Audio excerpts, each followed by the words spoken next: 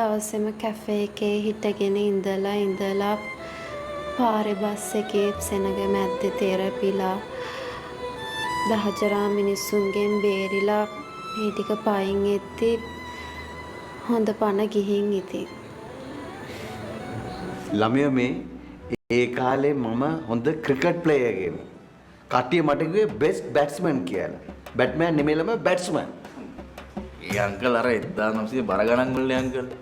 දැන් අංකල්ට 40ක් පැනලා අංකල්. දැන් ෆිට්නස් තියෙන්න ඕනේ. තේරුණාද?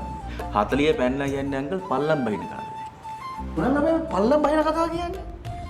මේ උදේ පාන්දර කියන්නකෝ ළමයා. පල්ලම් බහින කතන්දර කියන්නේ. ඒකනේ. මේ ළඟපාත හොඳ පන්සලක් එහෙම තියෙනවද? හොඳ පන්සලක්?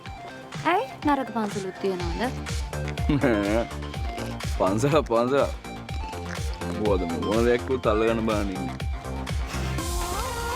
දැන් මේ උපාසක මහත්තයාට එකපාරටමයි පන්සලකට යන්න හිතුනේ.